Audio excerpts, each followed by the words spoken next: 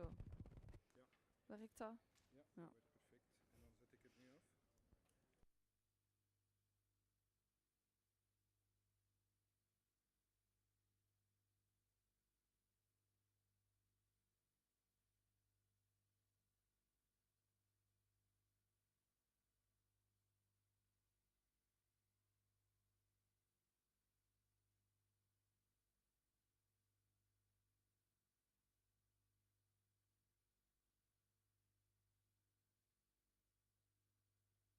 Right.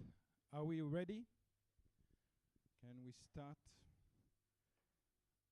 The habit of starting on time, so we will do that again today. Thank you very much for all being here. We are 1 month away from the action that you will be participating at, or two.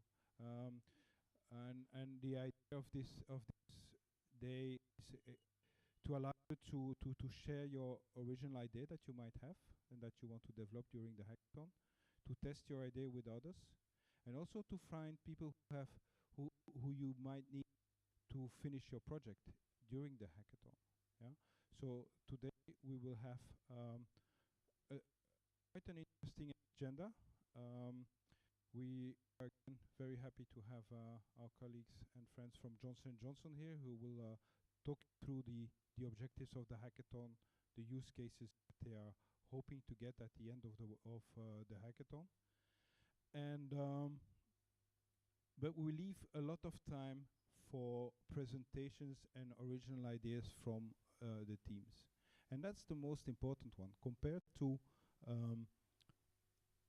the initial idea from Johnson & Johnson and the original ideas that you will present today, the original ideas that you will present today are much more important than the initial idea. The initial idea was just a guide to say, go in that direction, that might be useful.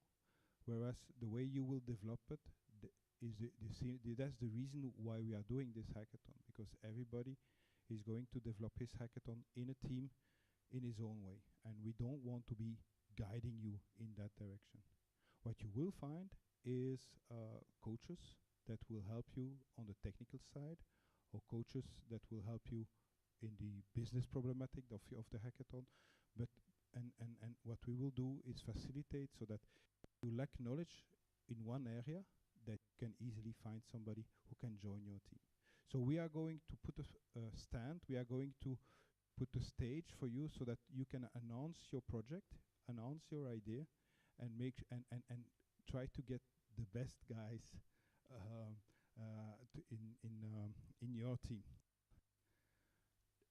If there is somebody strong in UI, you know he will be the guy who everybody wants in the team most of the time. So the UI guy wins all the time. So that's the agenda of the day. We will eat after the presentation of the team, and then I will let you finish the off working on your different projects. Yeah. So without further ado, as they say, here's Annelies Baptiste. I'm so pleased to have Annelies here. Annelies was a data science bootcamper a few years ago, and then worked on the dengue hack that we organized together with Johnson & Johnson, and was a project manager there. And she did such a good job that she was then hired by Johnson & Johnson to lead more and bigger projects at Johnson & Johnson itself. So here's Annelies Baptiste.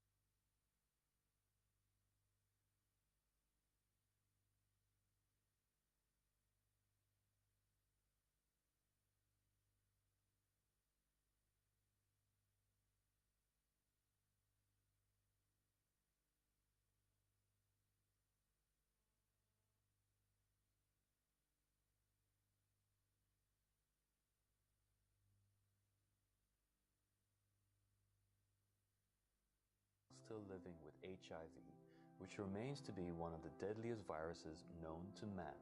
Over the years, better drugs and convenient treatment regimes have made great progress in increasing the life expectancy of millions of people around the world. Access to lifetime treatment is a key to its success. However, interruption in treatment allows HIV to replicate and mutate. When mutations occur in the presence of drug in the body, it can create variants of the virus for which the standard treatment is no longer effective. This phenomenon is referred to as HIV drug resistance. HIV drug resistance is a real problem, and it can undermine the progress we are currently making to deal with the HIV epidemic if early and effective action is not taken. With the right data, we seek to understand what leads to these interruptions in treatment. In other words, why are patients not taking or not able to take their pills when they should? HIVHACK is calling out to all experts to share their data, ideas, and skills to identify and quantify the presence of HIV drug resistance. Phase 1. Connect players and gather data. By connecting to active players, we plan to unlock access to valuable data and gain multiple views to the problem. Phase 2. A 2-day international hackathon. Using the expertise and creativity of the participants, we plan to gain valuable insights into the spread of HIV drug resistance and develop a method to identify hotspots of HIV drug resistance. But we won't stop there. Phase 3. Deliver solutions. The winning solution from the hackathon will be shared with countries struggling with HIV drug resistance. Winners will be given the opportunity to join a world-class team of researchers to coach local data experts on how to deploy the solution. The result may impact millions of people's lives. We need to act now before this problem grows and we lose control over the HIV epidemic. Join the hackathon and together we can fight HIV drug resistance.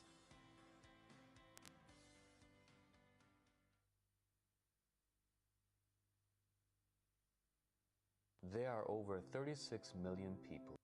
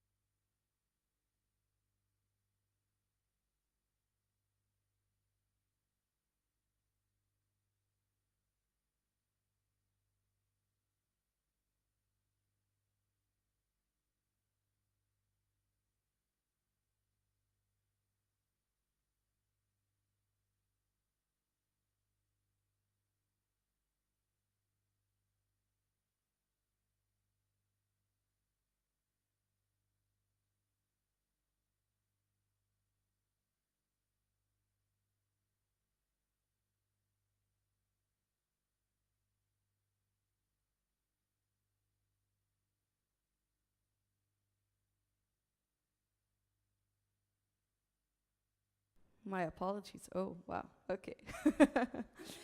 I lost track. Yeah, so this is Serge.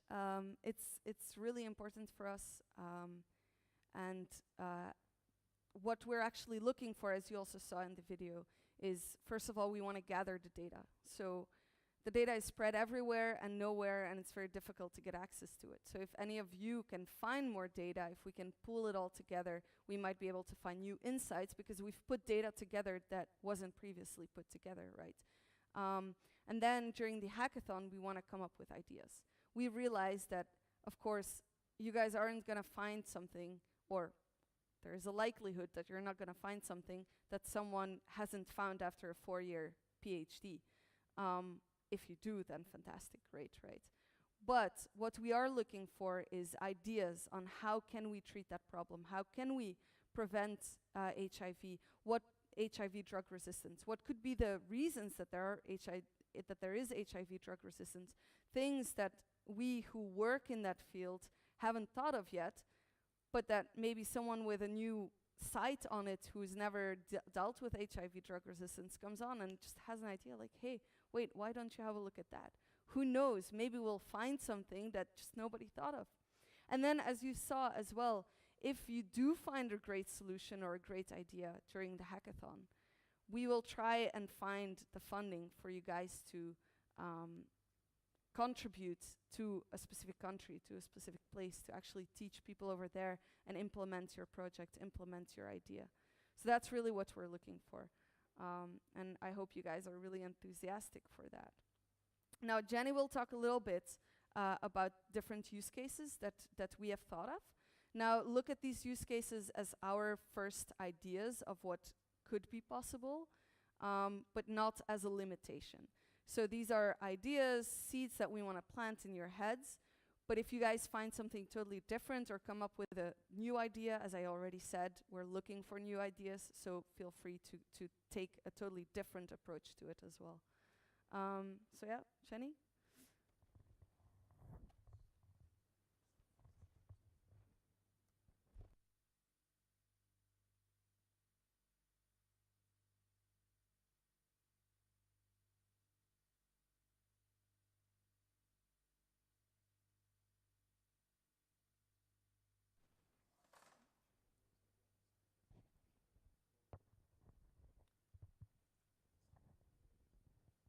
Okay. Hi, I'm Jenny.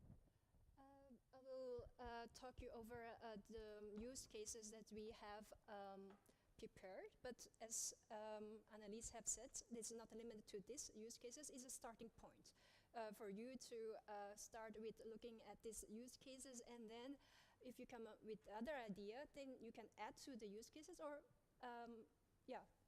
start with a completely new idea or use cases. And of course, the focus of this hackathon is on the HIV drug resistance.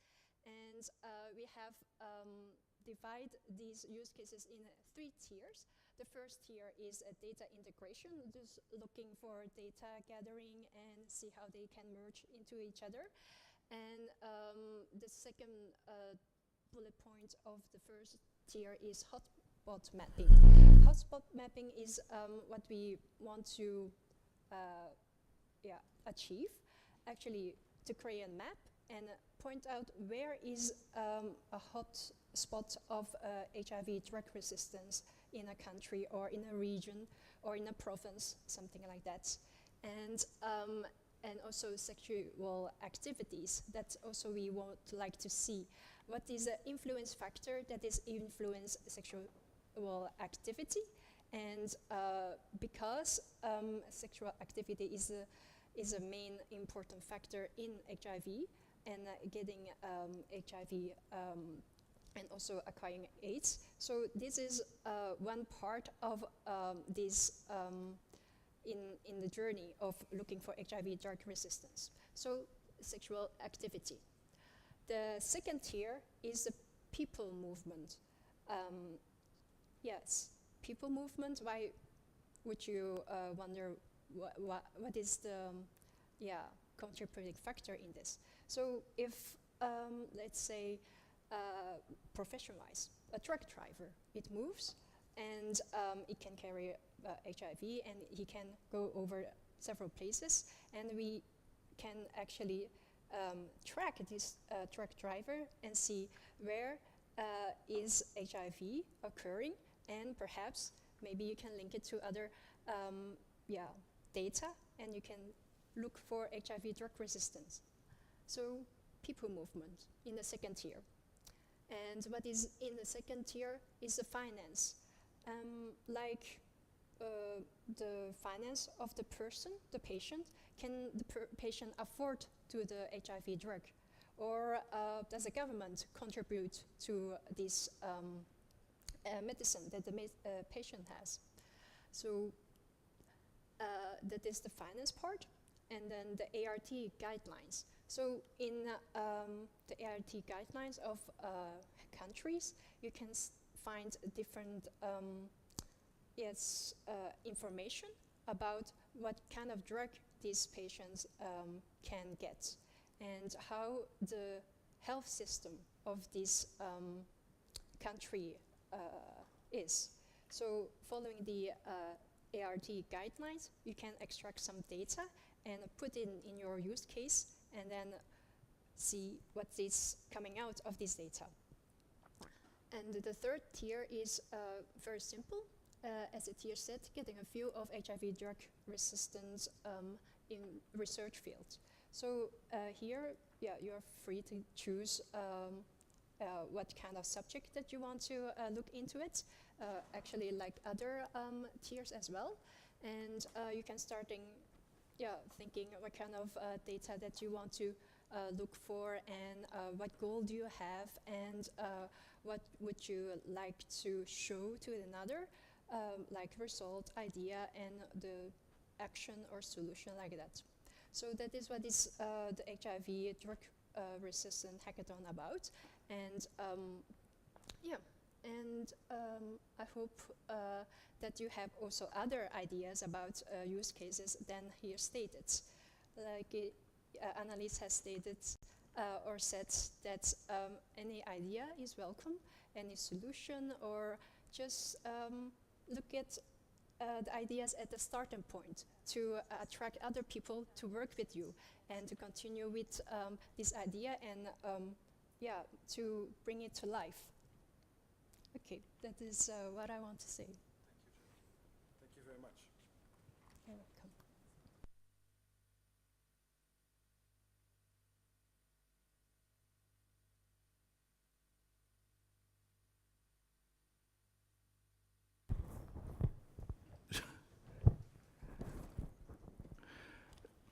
In case you're wondering where all this information can be found, there is one website called HIVHACK.org, and that's the website we've been looking at until now. And on this website, everything is or should be there. If there's something missing on the website, please notify it to me, and I will add it on there. We want to have you to give you one single point of information, and it should be HIVHACK.org. On this website, you will find the reason why we are doing this hackathon. That was the page that Annelies was showing, with two very interesting animations.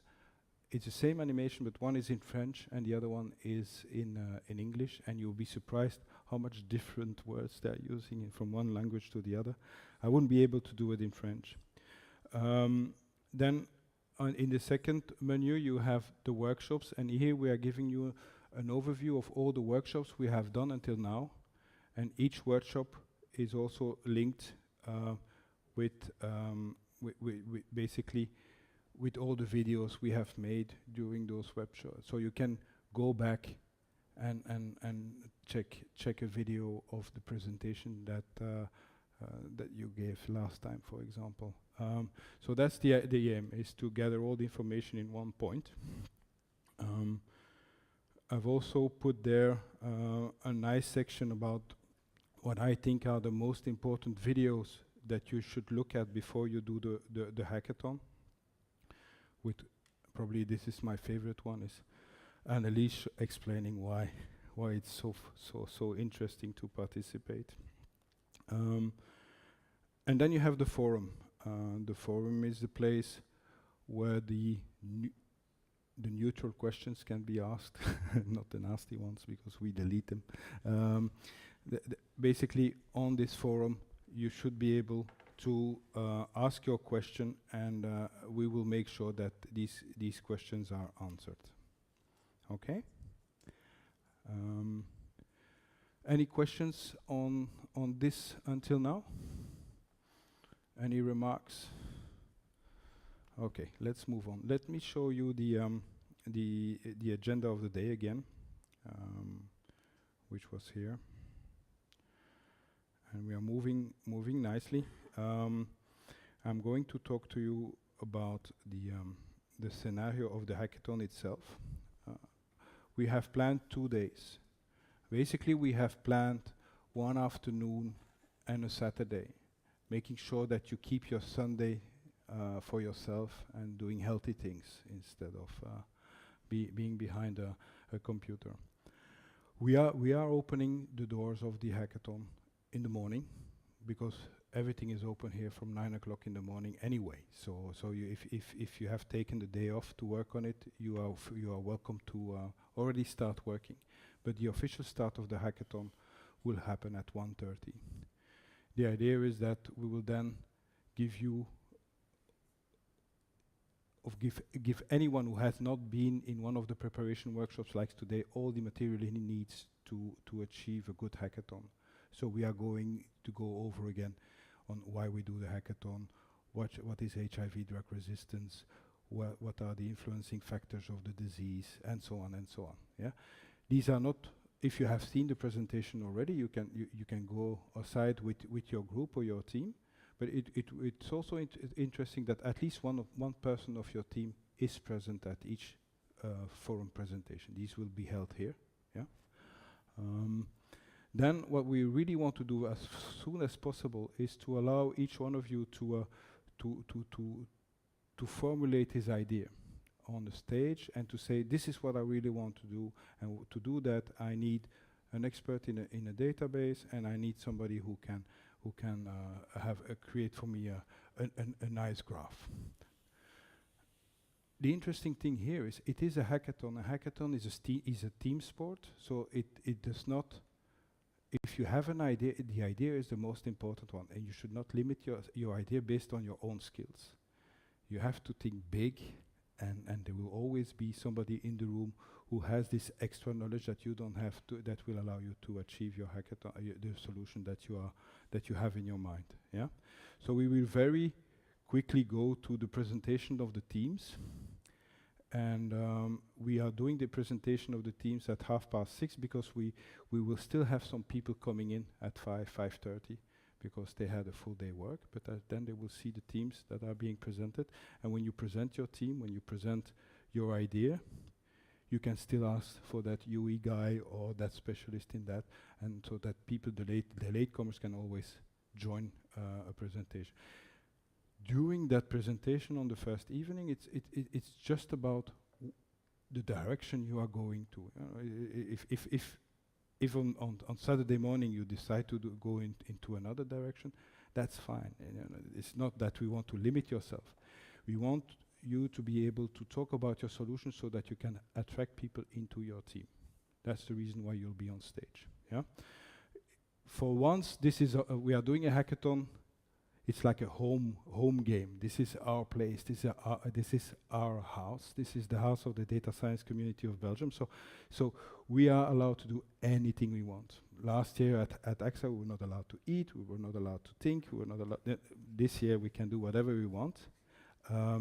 Meaning that we will organize a quiet room somewhere in the building that if somebody needs to have some rest, that he can go and rest. Yeah, there are also a few youth hostels available nearby, but know that if you take your sleeping bag and your mattress, there will always be a nice place for you to sleep, or a quiet place for you to sleep, and there are showers in the building, so that in the morning you can shower if you need it. Yeah. So that will allow us to have people around the clock. It's a sprint, so we could do it. It's only one night, But if you prefer to leave the building after at 11 or whenever you're tired, that's also good, as long as you come back next day. Next day we open our doors at 8, and you will be treated to the nicest breakfast of Brussels. Then at 9 what we want to do is have some flash presentation by people who are very tired. That's always fun. People who worked all night and then try to be dynamic, explaining what they have done. It's always good. But that again allows people to you know, there will be some projects that will fall apart because it's not feasible, and then that you can reorganize and defrag a little bit. Yeah. The lunch will be you will have lunch. You will at 4 tea time as well, and then what we want to do, we are aiming at a deadline around 7:30, saying okay, all the work should be finished by 7:30, so that we can start to have a 5-minute presentation by each team, followed by a 2-minute presentation, a 2-minute question and answer. Yeah. Then we'll have food, great food again. The jury will think, and that's the hardest part of the jury's life at that moment, and they will be calling the winners at around 10. You should be out of here before midnight, yeah, which is always nice. We are now going to move to the presentation of the teams, but before we do that, if you don't feel comfortable in working in a team all weekend and you want to give some time to the organization, you are always welcome to act as a volunteer. And there are different types of volunteer. Either you can join me and help me organize the food and the beverages and the fun part, or you can help me with marketing this hackathon towards other experts, so that we will have more people here coming with bigger and nicer ideas. If you feel that you are a person who should be part of the jury, let me know. Why not? Everybody can be in part of the jury as well if he wants to. If you want to be the domain expert specialized in HIV drug resistance, and you are that person, then of course we need you. I think we will have more luck to find some technical experts and coaches in those different areas that you can see here. We are, if somebody wants to wear a t-shirt saying Python expert, it's always nice. If somebody wants to wear a t-shirt saying data visualization guru, always nice.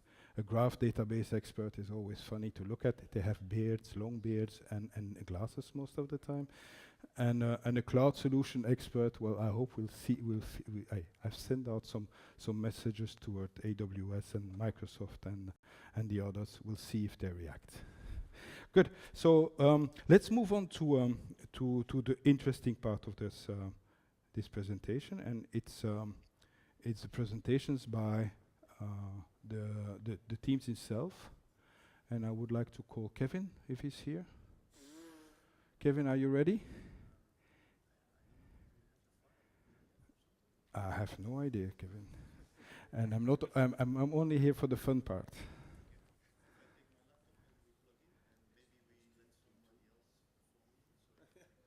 Yeah, good. Oh, that's not a good idea.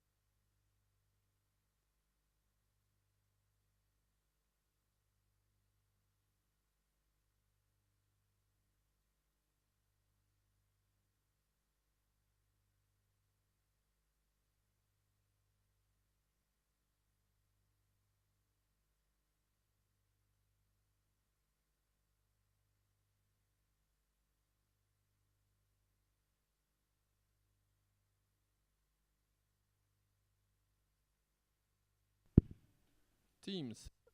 So who has to load the presentation? Who?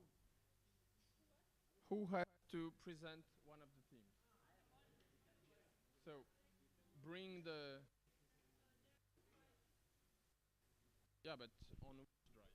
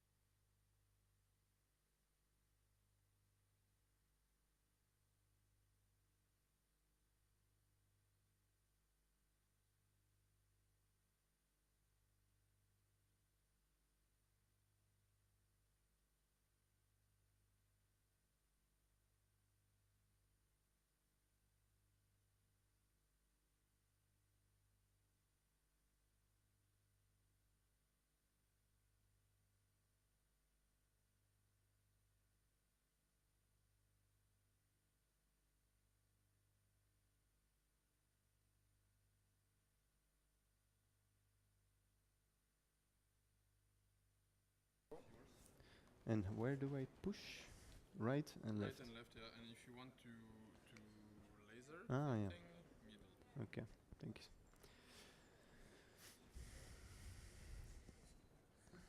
Okay.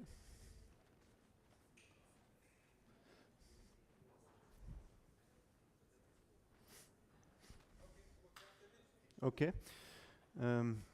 Good evening, everybody. My name is Kevin Albert, and I would like to propose a project idea, which is about access to the HIV medication. Why?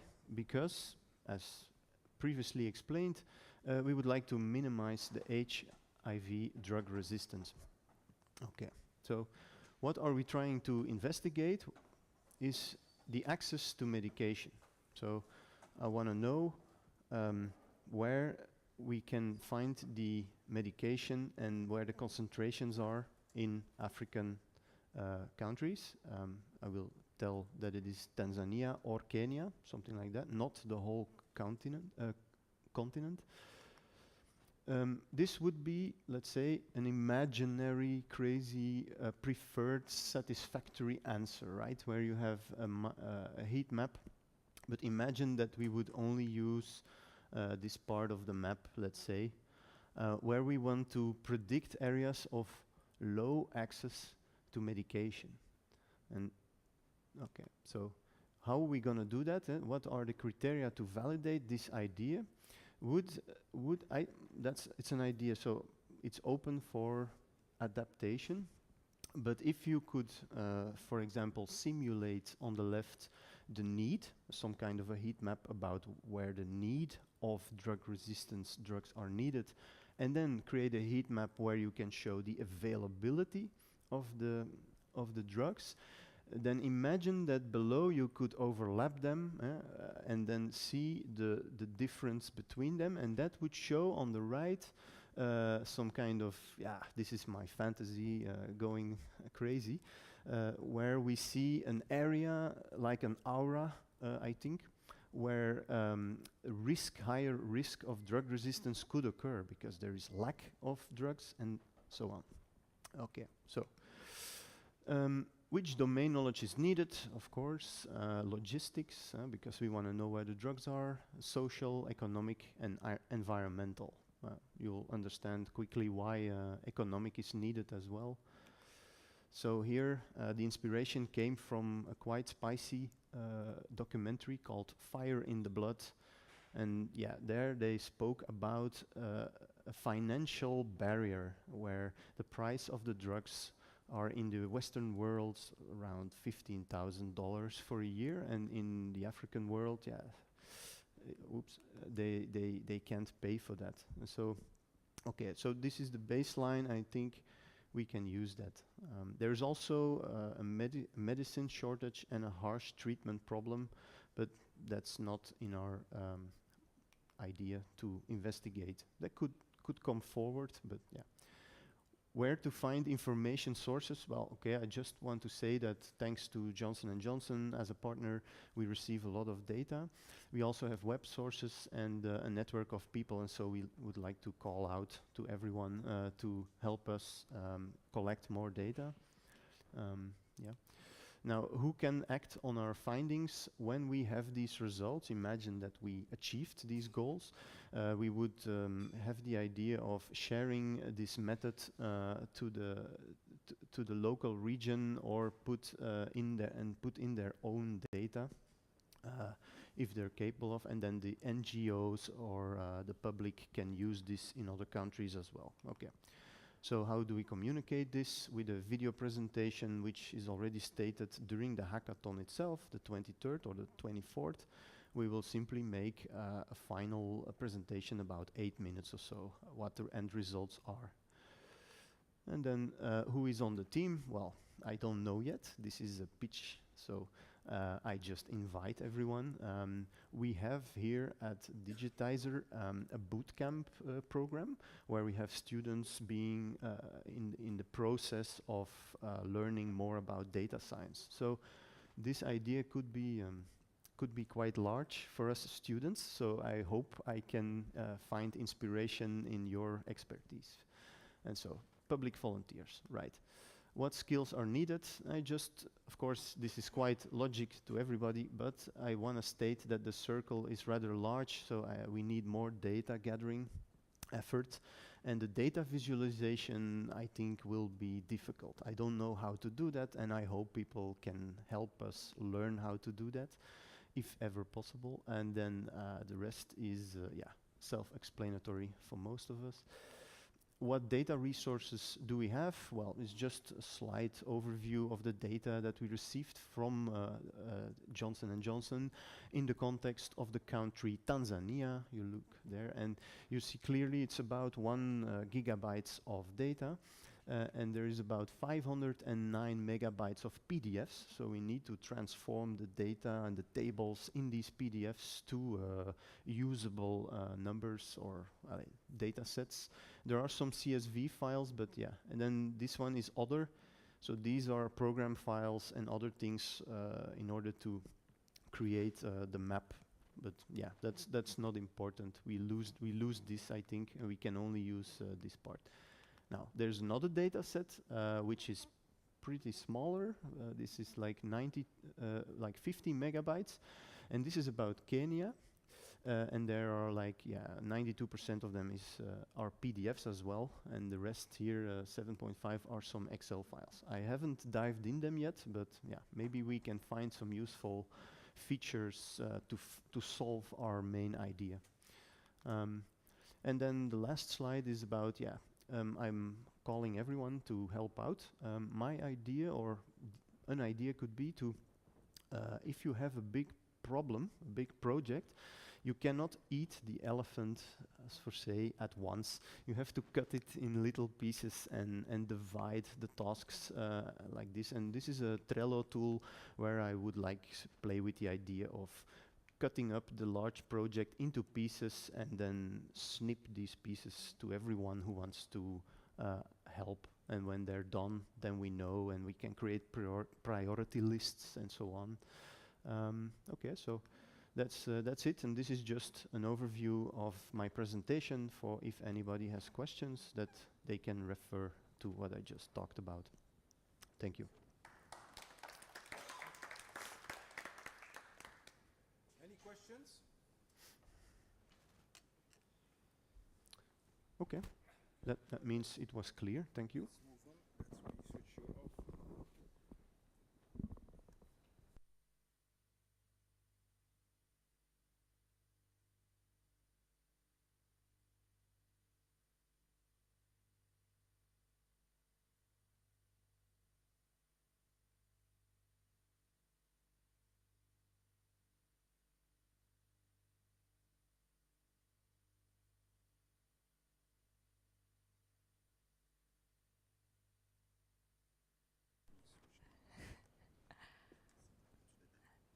Irene.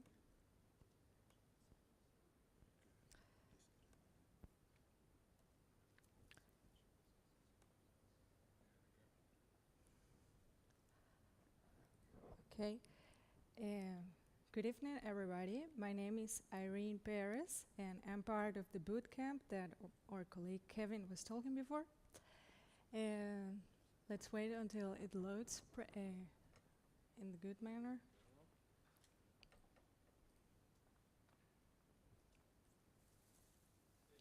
Okay, so the name of my project is Neurobot. I guess that it's year 2018 and most of you have used a chatbot before.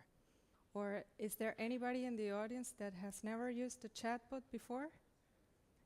You should go to the Digitizer site because there's a messenger facility. So the way I see this project or this hackathon is that we are putting different pieces together to solve a big puzzle that is to predict where HIV resistance will emerge. I will focus on the first part of this puzzle, that is the collection of data. Let's go one step back and think that we are talking about human beings, about individuals. how easy it will be if we can contact each individual and ask them questions just as like if we are a friend. So for example, they know that Ferrucci is taking his medicine every day, and therefore he is probably not a person that will spread the HIV resistance. So there are some questions that we have been thinking about that are really hard to predict. So for example, how much stock friction somebody has, let's say the time and distance traveled to obtain the medicine, the frequency that somebody takes the medicine, and also how cultural factors can affect the HIV resistance. That let's say that there are no part just biological circumstances. So the solution I'm proposing is a messaging interface or a chatbot. This is Nuru. Nuru means light in Swahili. So if we have already used a chatbot, we know that it consists of a corpus of questions and answers. And in this way, we don't have to be predicting using a lot of variables to answer one question. We can simply ask. That's it. So in this way, we will be able to find new data, but also to validate our models and to create new models. The hypothesis is that our target audience will have an acceptability of sharing sexual health information via technology. It's very important to mention that there are other similar solutions that put already technology in the hands of people. For example, Mom Connect is a maternal health information in South Africa for around 1 million subscribers. And really interesting is that this is part of a Johnson & Johnson commitment that started in 2010 called Every Woman, Every Child. Basically, it was about making pregnant women know about pregnancy. It's so simple, just to bring information about pregnancy to women and also give advice and other information. So I see this like a continuation of that project, because the Mom Connect was that you will receiving a lot of messages in your phone. That was the way of communicating. So I think that we have to go to the other step of messaging. As we know, messaging is one of our digital habits, so probably we all in this room message somebody every day or every week, I don't know, but it's part of our digital society. So another good example is that there are also virtual bot doctors in the market already, like Babylon in England and Baidu Doctor in China. I don't know what is the extent of their diagnosis, but if you give them your symptoms, they can make a first diagnosis. There are also bots that connect people with health issues, like I say, Emma in the Netherlands, to deal with stress and anxiety, and other target audiences. Really interesting is the MeChat for gay youth in the US, because it was an experiment, so you could see like how gay youth in the US behave. And under construction, so we should follow the track, is this project called HIVHACK, and that's from the University of California. So in my pilot, the idea is to start cutting down and selecting how are we going to make it happen. So I selected the country Kenya because we already have been working there with Kenya with the boot campers. And to deploy the deploy interface that I will use during the hackathon will be the Facebook API, because it's simple interface. And we already know that there are 7 million Facebook subscribers from Kenya, so this means 1/7 of the population, which is interesting. And also that somehow we have a target audience that are people that are already using social media. So that can also tell us something. It's interesting, this quote, that in Kenya, 77% of users reported that the internet was key to stay in touch with family and friends. So yes, the phone was a revolution. It has been a revolution in our society and messaging, but now we are doing it through the internet. So in addition, Nuru could also work as a reminder to take the medicine. So this means that it can also help to prevent the spread of the disease. So what I need, and what I also ask my boot campers in particular, is these tasks here, to have an onboard strategy. One starting point is to contact an NGO. So let's imagine that nobody has a computer and nobody has a phone, but you have the contact of an NGO and that give medicine to people. So every time that they do this, they can simply ask the person, don't you want to have a little chat here in this computer? And they can just go to Facebook and answer certain questions. Then it will also be important to select the model that we're going to validate. What are the variables, the influencing factors? Let's say just define where are we going. And also, if somebody's a chatbot developer and wants to join the team, great, or user experience as well. So, about the variables that were shown about Jenny, let's think how hard it will be to make a drawing of the people movements. Also finance, stockouts, rural, urban. I just put some of the variables. So let's see if I can go here to the mockup.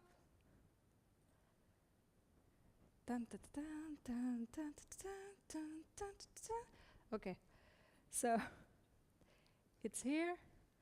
So how long did it take you to come here? As simple as that. Less than 2 hours, less than half a day. Oh, you're fighting the virus. Remember, I'm here to help you if you have questions too. So we already know that it's sex between men, so probably it's a gay person. Well, that was my presentation, and if you have any questions, like how to get out of here.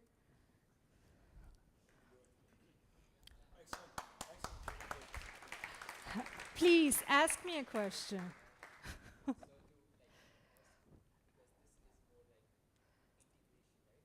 Yes.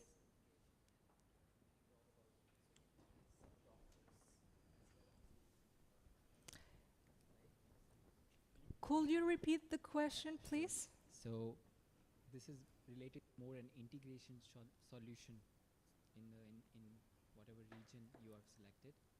So my question for you is like, have you also considered the doctors, because they are the center point of connection between these two people, the HIV patient and the you know, if they are onboarded on the bot system? Yes, I can already tell you the answer, just to in the case of SheBot. I don't know what this keyword is now. Here, okay. So look how it was built. No, well, it's here. You will not be able to read it, but they contact a bunch of medical entities to build this bot and to give advice, because health is a very difficult, let's say, very fragile issue. So one thing is to ask, how long did it take you to come here and grab your medicine? And another thing is to give you medical advice. So for a first start, I will focus, let's say, in a realistic point of view of my knowledge. I will focus more in the cultural questions than in the medical questions. But the idea also is to join forces, and if somebody else is working on this, then how to make it happen. So, well, thank you very much for... So excellent work, thank you. Well done. Very nice, I really like it.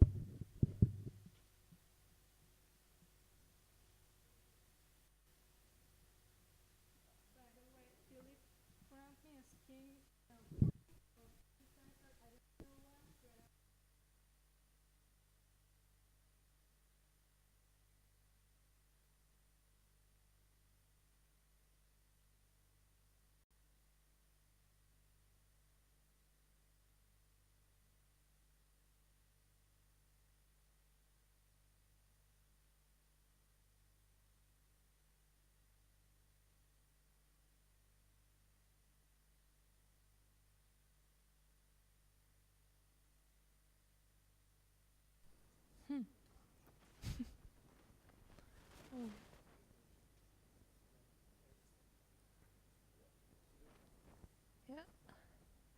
Hi, everyone.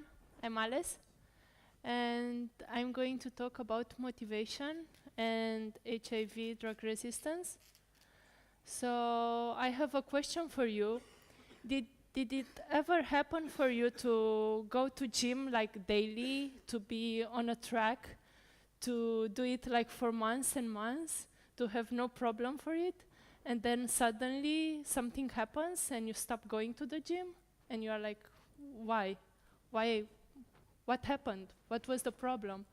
So we know that all of us have moments in our life when we stick to nice habits that makes us feel good, as the medication, for example. We take it because it makes us feel good. But then suddenly something happens and we stop taking this care for ourselves. So it would be super interesting to know what are these factors that influence the motivation. What is that something that kills the motivation when you know that it helps you to be better, to be like, yeah, to be better. So we are going to investigate those factors and how we are going to extract them from the data, and we are going to refer to Kenya. And we are going to see how these factors are correlating with the drug resistance data that we have for Kenya, and if there is any correlation. And in the end, okay, we have the data, we have the model, but we need to propose it for the people in Kenya. So we need to take care about the who. So who is the final audience, which is can be government or NGOs or whatever, healthcare, locals. I like to do steps. I like to be fit. This is why I don't use. I move from one side to the other. So the food, the what? The motivation is something that stays in the brain, starts from there, and we know that factors that can influence how the brain works can be food, can be alcohol, or physical activity, culture, health, and so on. So the idea would be to grab all these factors, to assure that they are correct, and to assure also that they're easy to grab. Because if we are going to say, okay, mercury poisoning is something super bad for the brain, and it influences the motivation, and then you stop taking your medicine. But if this mercury poisoning is super hard to grab, then it won't help the people in Kenya to fight drug resistance. So our insight doesn't help to anyone. So yeah, the idea is to find not hundreds, but maybe 4, 10 factors, and see if there is any correlation. But we need to assure that these factors are easy to grab and easy to implement. So with these factors, we investigate the correlation between them and drug resistance. We assure that we don't have any, only like some numbers that are very meaningful for us, the data scientists, but we want to have solutions for people over there, for NGOs, for example, for locals who are able to use it in order to influence people decisions to do something. So the idea would be to see when a lack of motivation will happen, so then we can go and intervene and stop the drug resistance. And in addition to that, let's say that we have the great formula. We know that these 4 factors, if you have them at a certain level, you have like, I don't know, 90% motivation. So 90% the people will be like super excited and super motivated to take their drugs. But we need also to take into account different barriers, like distance or time or cost, because I can be the most motivated person in the world. If my pharmacy is like 400 kilometers far away, does it help me somehow? So yeah, these are other areas to be researched. And we work, we gather the data, we develop our models, we validate them, they are super good, super nice, we have the solutions, but then we need to go in Kenya, in our case, to translate them to different audiences. So we need to be able to pitch them like in different ways for NGOs, because maybe they need a lot of fundings, so they want super fancy, good-looking projects, so we need to prepare for them such a project. But the government, for example, maybe they just want that voters like them, that's all. So, and they don't want to put too much money in it, so the solutions should be as simple as possible. So the process doesn't stop where your model stops. The process stops only when you have the solution translated right to the audience that you are talking to.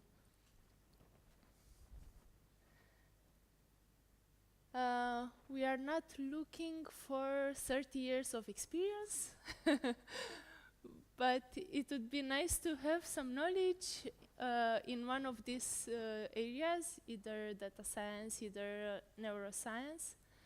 And even if you don't have these knowledges, but you want to contribute, there is a super essential factor. If you have that, you are welcome. If you have enthusiasm, you don't need any other knowledge, because for sure we'll find some task for you to do. So yeah, you are welcome to join our team. So if you have any questions, and thank you.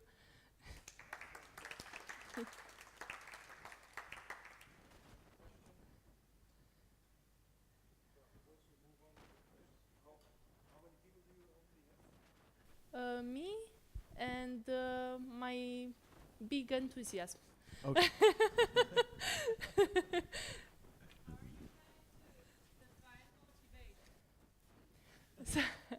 So this is a work to be done. We are going to research some papers between motivation towards healthcare, because there are already some studies about motivation. So the nice big graphic, this one, all the terms here are terms that influence somehow how the brain works and influence the motivation. So yeah, we have like hundreds of them, let's say 70, but then we want to trigger how motivation affects healthcare, especially, and self-care as well. Yeah. Welcome.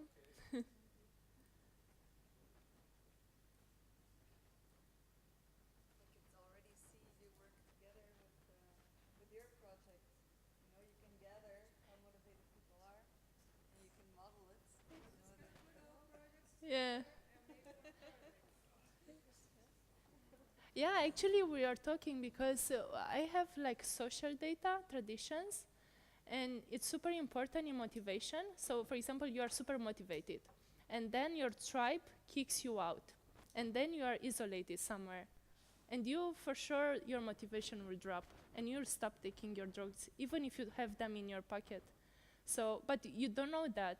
But if with her chatbot, if we can trigger what the social culture traditions are, maybe we can, and what are the effects that can isolate people out of their tribes, that can be, again, a trigger for the motivation. Yeah. Excellent. Thank you. Switch you off immediately.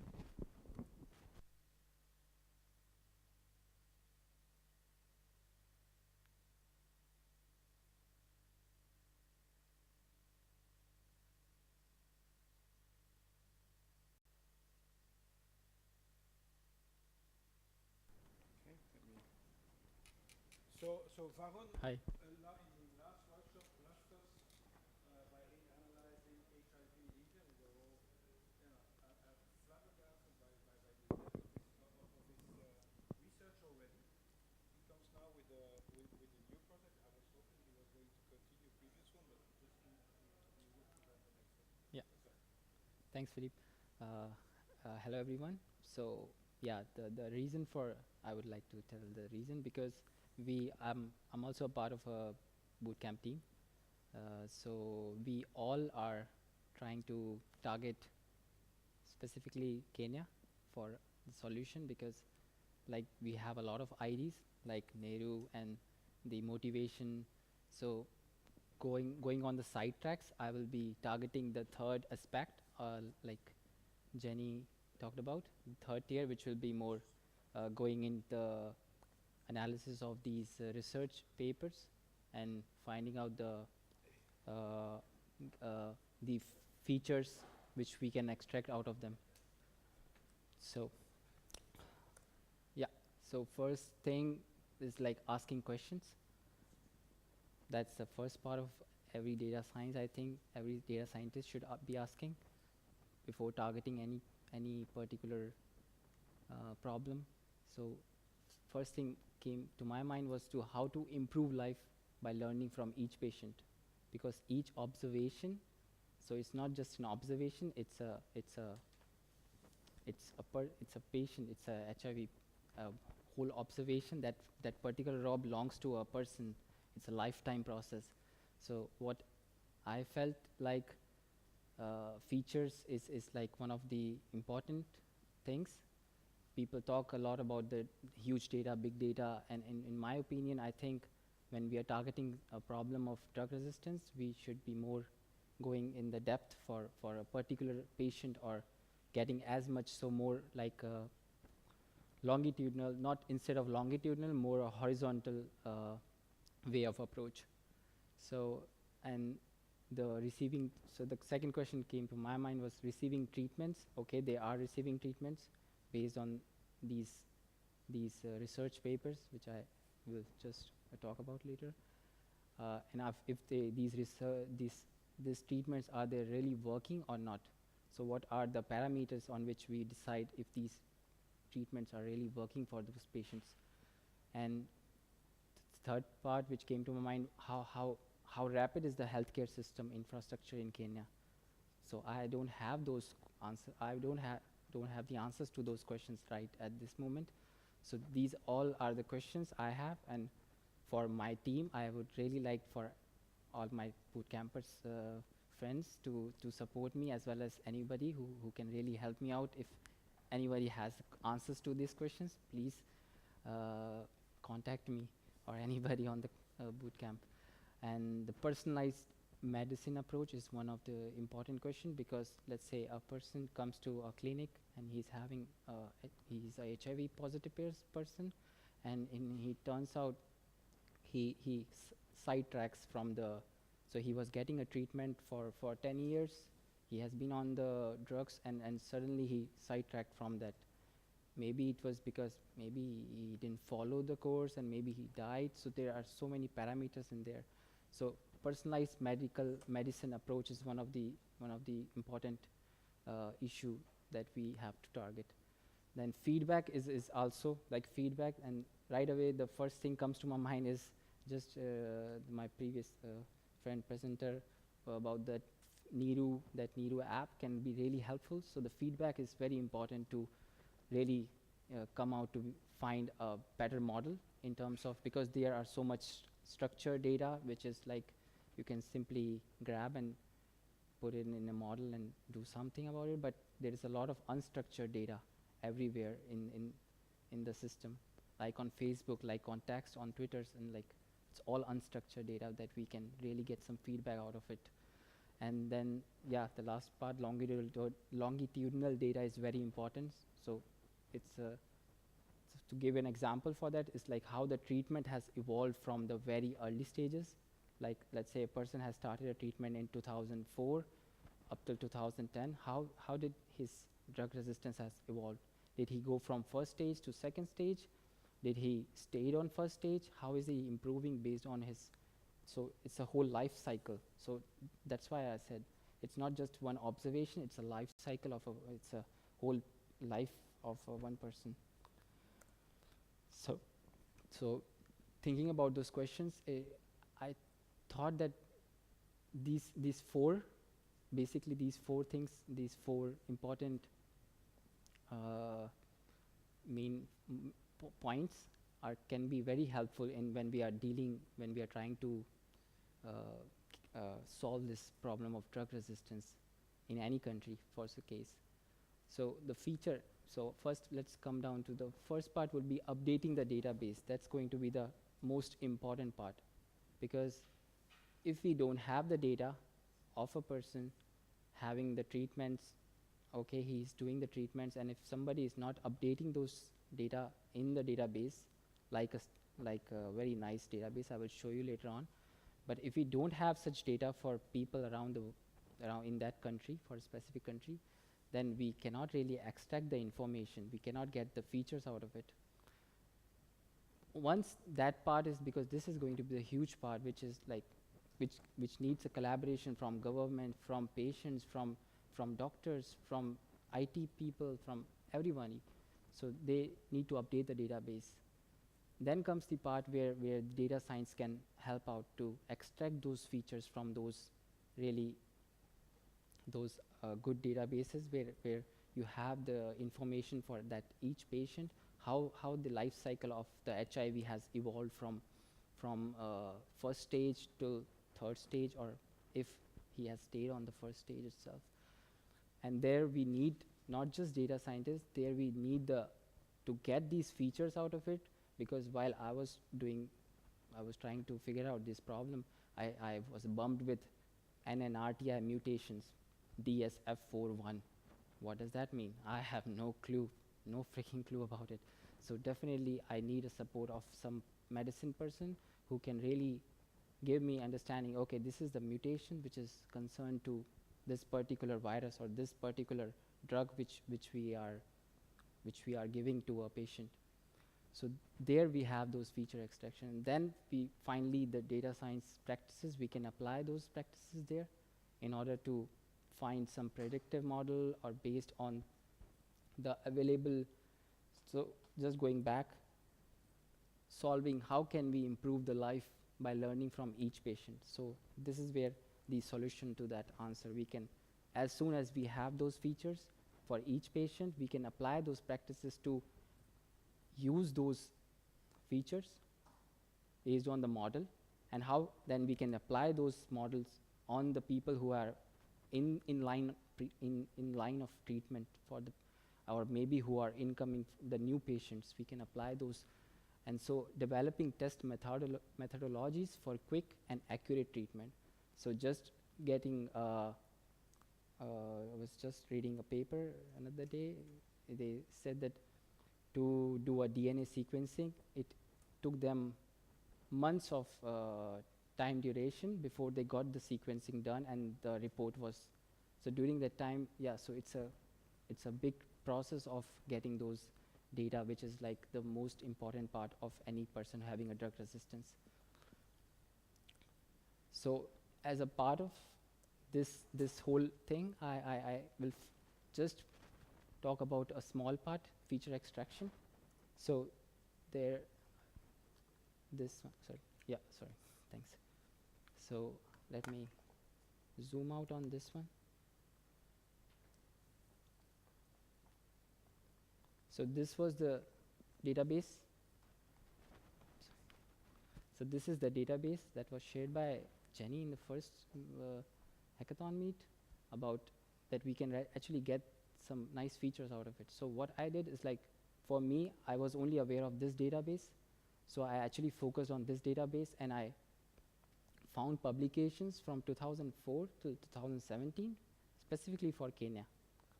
So, and so it's more than 10 years. And I found these have a nice database containing the name of the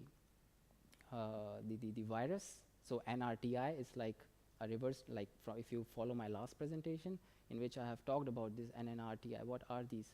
And if you see this particular tag, it's NRTI mutations. So people who are having drug resistance, they will, so this person, this patient didn't have any mutation. That means he was fine. But this person had a mutations for these 1, 2, 3, 4, 5, 6, 7 different kinds of, I don't know if it's protein, if it's genome or what. Maybe I have to talk to a doctor for that. But in that scene, I was sure, and I read the research paper, and he said that, okay, out of these patients, who this author, he has mentioned that out of these 14 patients, such and such people were not targeted, such and such people were having mutations.